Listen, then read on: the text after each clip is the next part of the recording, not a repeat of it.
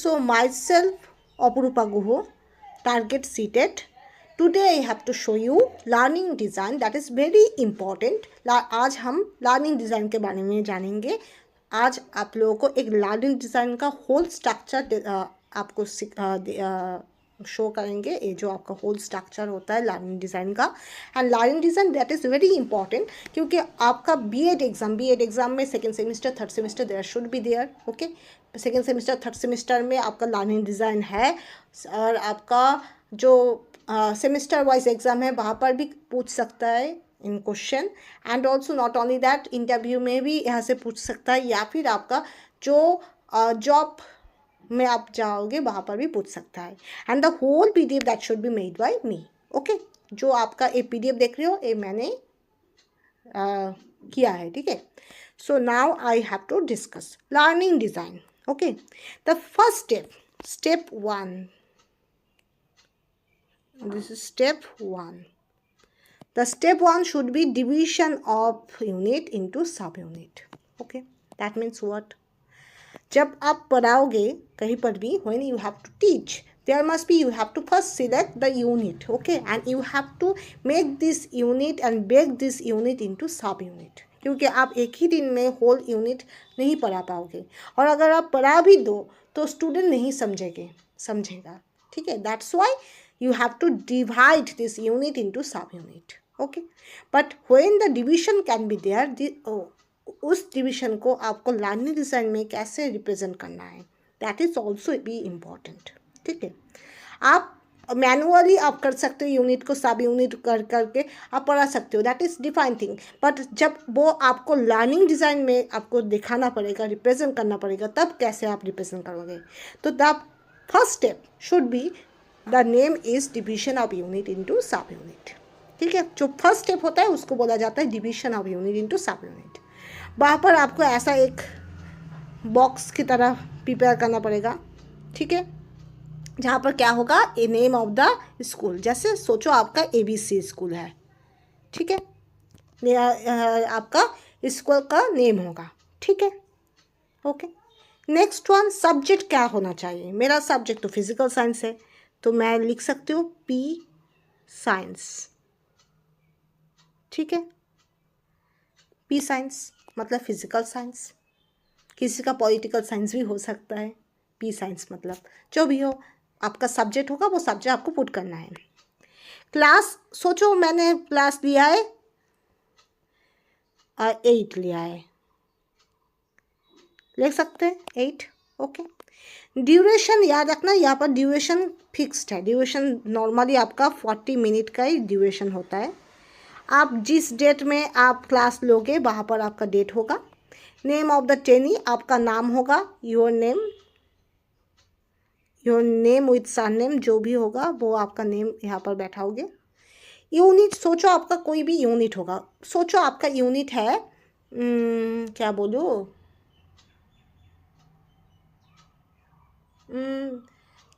कोई भी एक यूनिट ले लो. क्या यूनिट आप लोगे बोलो. क्या हो सकता है. हमको ही सोचना है क्या यूनिट हो सकता है. सोचो यहाँ पर आपका यूनिट होगा जैसे सॉल्यूशन. सोचो सॉल्यूशन मतलब जो जिसको हम बोलते हैं ना सॉल्यूट सॉल्वेंट, वैसा. तो यहाँ पर होगा प्रिलिमिनरी, फर्स्ट वन कॉन्सेप्ट होगा, उसके बाद होगा सॉल्यूट, सॉल्वेंट, जो भी हो वैसा होगा. अगर आप वो ना भी दो तो आपका ऐसा हो सकता है, यहाँ पर सोचो आपका यूनिट होगा टेम्परेचर. ठीक है. तो यहाँ पर पहला वाला तो होगा आपका कॉन्सेप्ट. उसके बाद सोचो आपका वेरियस स्केल, जो आपका स्केल है that is finite scale, that is Kelvin scale, that is there should be the Celsius scales. Okay. तो ऐसा आपका सब यूनिट होगा. ठीक है. अब सोचो टुडेज क्लास, आज आप क्या पढ़ाओगे. जो आज आप पढ़ाओगे उसके पहले आपका एक स्टार मार्क होगा. अगर आज आप कॉन्सेप्ट पढ़ाओगे तो उसके पहले आपका स्टार मार्क रहेगा. एक स्टार मार्क देकर, यहाँ पर आप एक स्टार मार्क देकर, ऐसे एक स्टार मार्क दोगे, इसको यहाँ पर लिखोगे। जो भी आपका टुडेस लेसन होगा उसको ये जो सब यूनिट में आपको रखना है, और उस सब यूनिट में जहाँ पर आपका टुडेस लेसन है उसके पहले क्या करना है, स्टार मार्क देना है। ठीक है, आपका सब यूनिट आप जब डिवाइड करोगे वहाँ पर आपका टुडेस लेसन रहना चाहिए, दैट इज़ वेरी मैंडेटरी। ठीक है, और उसको सिग्निफाई करने के लिए उसके पहले आप कोई भी साइन कन्वेंशन यूज़ कर सकते हो। ठीक, तो this is the step 1। Next one,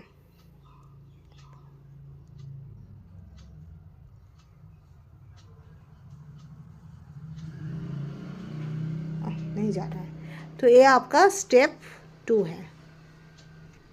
step 2 का नाम ही होता है learning objective in behaviour terms. Next होगा learning objective in behaviour terms. ठीक है, पहले वाला होगा रिमेंबरिंग, पहले वाला होगा आपका रिमेंबरिंग, जिसका नॉलेज डोमेन होगा आपका नॉर्मली एफ के, सब एफ के होगा। एफ के मतलब फैक्चुअल नॉलेज, एफ के मतलब फैक्चुअल नॉलेज। ओके, उसके बाद होगा अंडरस्टैंडिंग, जिसका हर क्वेश्चन आपका होगा कॉन्सेप्चुअल होगा।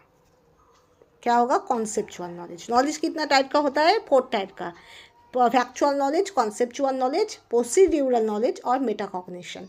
तो फैक्चुअल नॉलेज होता है जिसका मतलब फैक्ट, मतलब कोई भी आपका डेफिनेशन हो जाए, आपका कोई भी ऐसा कुछ जहाँ पर आपका सिर्फ फैक्ट याद कर, फैक्ट है, कोई भी एक्सप्लेनेशन नहीं है, कोई भी कॉन्सेप्ट नहीं है। और कॉन्सेप्चुअल जहाँ पर आपका कॉन्सेप्ट आता है, समझना सोचना थोड़ा बहुत आता है। प्रोसीड्यूरल मतलब वहाँ पर आपको कुछ प्रोसेस के थ्रू जाना है।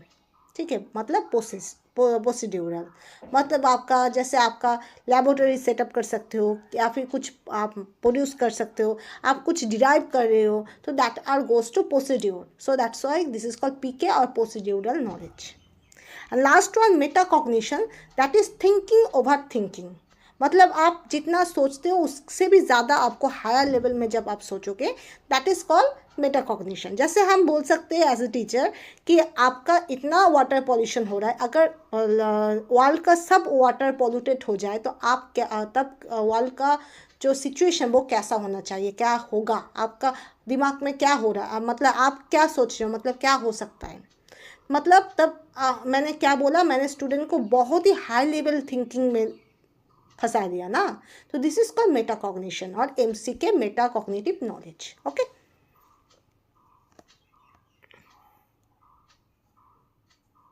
Next page.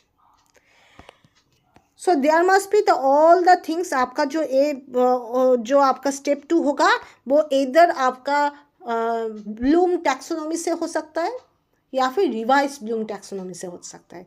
ब्लूम टैक्सोनॉमी क्या है, पहले आपका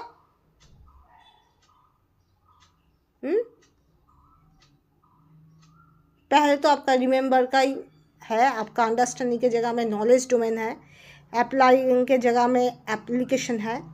ठीक है, एनालाइजिंग की जगह एनालिसिस है, उसके बाद सिंथेसिस है, और लास्ट वन इवैल्यूएशन है। ठीक है, तो वो यहाँ पर जो नॉर्मल जो ब्लूम टैक्सोनॉमी यहाँ पर सिर्फ ऐसा ये जगह ये जो स्पेस है वहाँ पर चेंज होगा, otherwise all are same almost. Okay, ठीक है, तो अप्लाई में जो होगा वहाँ पर आपका नॉर्मली आपका सीके हो सकता है, पीके हो सकता है, पीके ज़्यादा होता है, सीके भी हो सकता है। ठीक है, एम सीके भी हो सकता है कभी कभी, बहुत ही रेयरली एम सीके होता है। ठीक है, तो एम सीके हम नहीं देते हैं, सीके और पीके। पीके मतलब प्रोसीड्यूरल नॉलेज, सीके मतलब कॉन्सेप्चुअल नॉलेज। एनालाइजिंग में ज़्यादातर केस में सीके आता है या फिर एम सीके आता है, मतलब मेटाकॉग्निटिव नॉलेज। ओके, इवैल्यूएटिव में भी आपका सीके आता है, एम सीके आता है। ठीक है, क्रिएटिव में ज़्यादातर केस में पीके आता है और सीके आता है। ठीक है, ज़्यादातर केस में पीके आता है, सीके भी आ सकता है। ठीक है, तो यहाँ पर आपको नेक्स्ट स्टेप 3 क्या है, analyse the learners and context. यहाँ पर आपको क्या है, पास्ट एक्सपीरियंस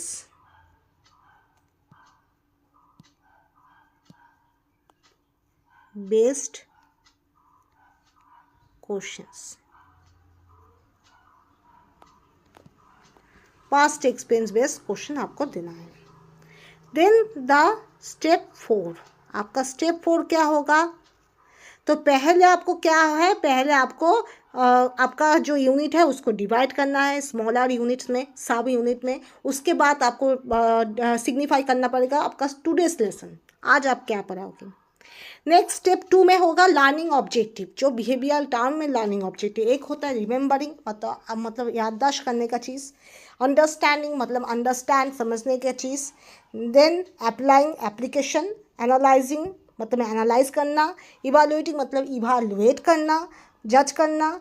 और क्रिएटिंग मतलब सिंथेसाइज करना, प्रिपेयर करना, मेकिंग करना। ठीक है, वहाँ पर का आपका नॉलेज डोमेन भी डिफर करता है क्वेश्चन के ऊपर बेस करके, आप क्वेश्चन क्या समझा रहा है। ठीक है, तो यहाँ पर याद रखना आपका जो रिमेंबरिंग होगा वहाँ पर सब फैक्चुअल नॉलेज होगा, मतलब सब में फैक्ट सिर्फ रहेगा, कोई भी कॉन्सेप्ट वाला चीज़ नहीं रहेगा।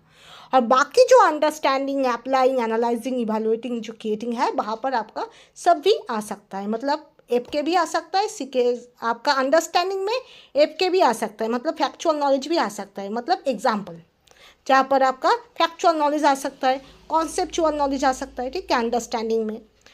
और अप्लाइंग में आपका कॉन्सेप्चुअल अंडरस्टैंडिंग आ सकता है, मतलब कॉन्सेप्ट जहाँ पर है। प्रोसीड्यूरल नॉलेज आ सकता है, मतलब जहाँ पर आपको प्रोसेस के थ्रू जाना है, जैसे आपका डिराइव द रिलेशन, जैसे मैथ में होता है।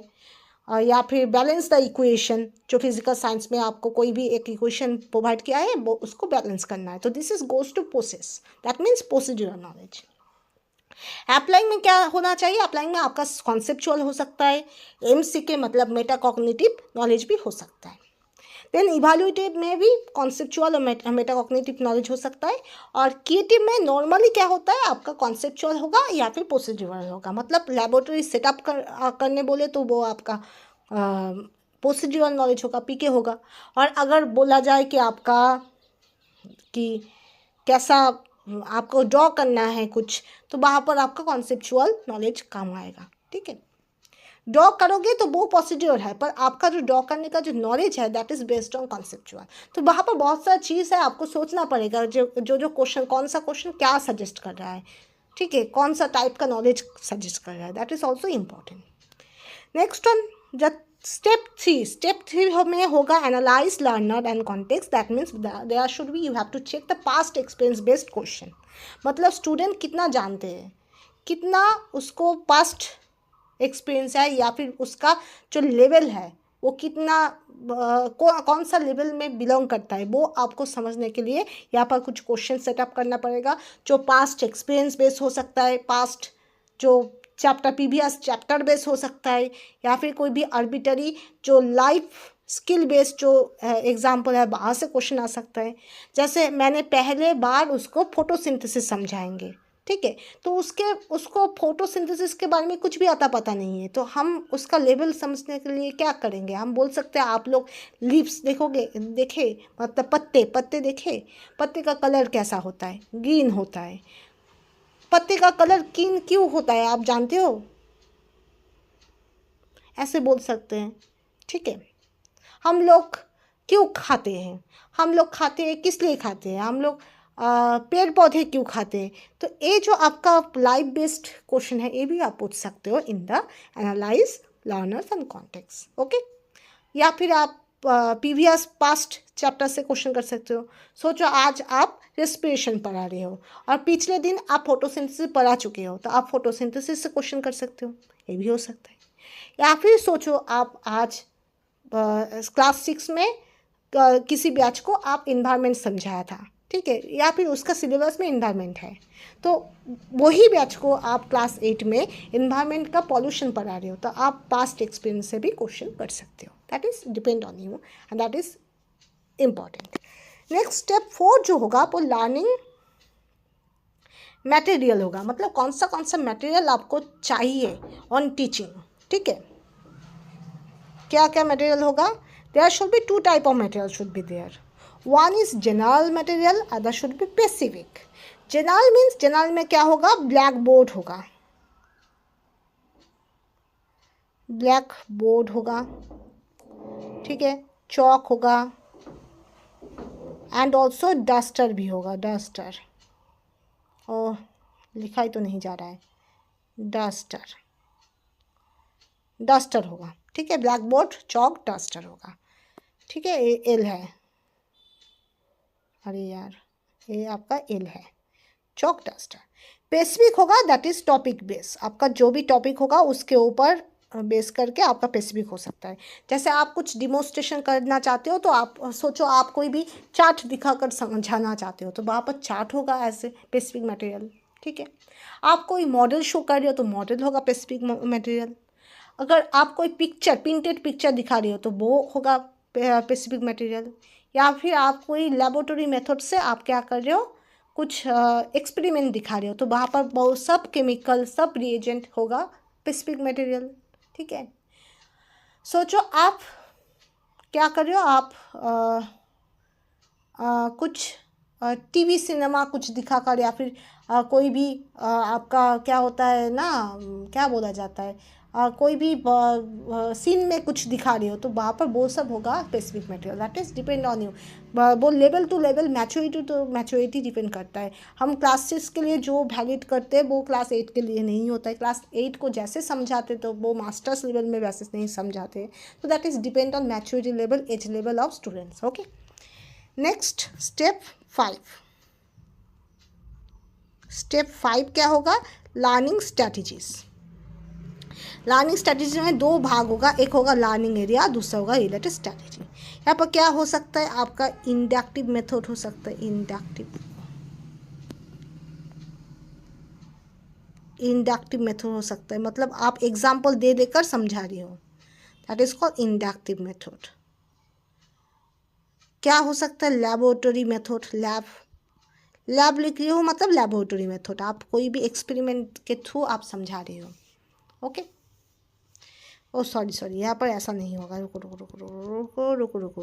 लर्निंग एरिया मतलब यहाँ पर कोई भी कॉन्सेप्ट होगा, ठीक है, कोई भी कॉन्सेप्ट, जो कॉन्सेप्ट आप समझा रहे हो।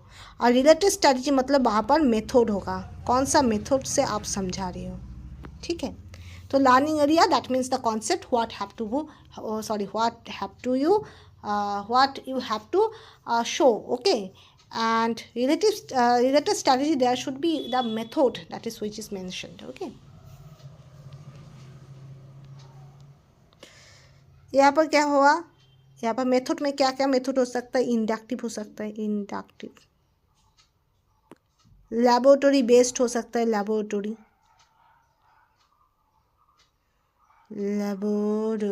अरे यार लेबोरेटरी। और क्या हो सकता है आपका, डिमोन्स्ट्रेशन बेस हो सकता है, आप कुछ डिमोन्स्ट्रेट कर रहे हो, डिमोन्स्ट्रेट मतलब शोइंग समथिंग। और क्या हो सकता है, क्वेश्चनिंग, आप क्वेश्चन कर करके समझा रही हो तो वो भी हो सकता है क्वेश्चनिंग। और क्या हो सकता है, laboratory, demonstration, questioning. Heuristic method हो सकता है, मतलब आप कुछ गेसिंग दे रही हो, स्टूडेंट्स गेस कर रहे हैं, क्वेश्चन कर रहा है, ऐसा। तो बहुत सारा मेथड आप यूज़ कर सकते हो, ऐसा होगा। Then step 6 should be design for evaluation, आपको इवैल्यूएशन करना है मतलब क्वेश्चन, ठीक है। अब वहाँ पर आपका क्वेश्चन पैटर्न कैसा होगा, कोई भी MCQ दे दो, कोई भी डेफिनेशन दे दो, जो डेफिनेशन होगा पर पैटर्न होगा ऐसा, कोई भी आपका फैक्चुअल नॉलेज होगा, कॉन्सेप्चुअल नॉलेज बहुत सारा होगा, उसके बाद सोचो 1-2 आपका प्रोसीजर हो सकता है, पर एक आपका MC का नॉलेज होगा, एक and that is many, conceptual knowledge का मेनी क्वेश्चन आपको डिज़ाइन करना है। Then diagnosis for remedial class, that is must be step 7, मतलब रिमीडियल क्लास मतलब क्या होता है, ऐसा नहीं होता है आप जब टीचिंग करोगे तब सब लोग समझ जाएंगे। मेरा हिंदी उतना अच्छा नहीं है, थोड़ा मैं कोशिश कर रही हूँ, आप लोग हेल्प करो, ठीक है।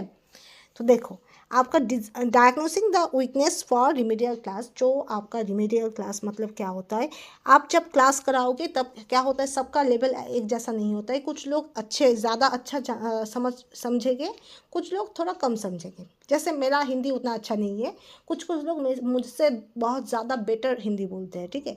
तो that means I need more and more, right, remedial, जो मतलब मोर प्रैक्टिस। ओके, सो वैसा ही चीज़ होता है। जैसे मैंने आपको एक शेयर कर रही हूँ, that is I have to share you, that is there must be a class I taking class 5. So there must be, I see lots of students catch the mathematics too rapidly, and some of students never understand this mathematics too rapidly, even they need more times. Okay, and they are also fear to say about the problem. Okay, so there must be things are there, all are not same, and all students are not same. There must be sometimes the remedial classes that should be also important. और उसके साथ साथ तो आप जानते हो that is there should be the cognitive impairment, there should be the physical problem, many problems are there, many problems can be seen in the humans, right? So all people are not same, all students are not same, so that's why sometimes the remedial class, that means the extra जो class extra जो help होता है वो चाहिए। Okay.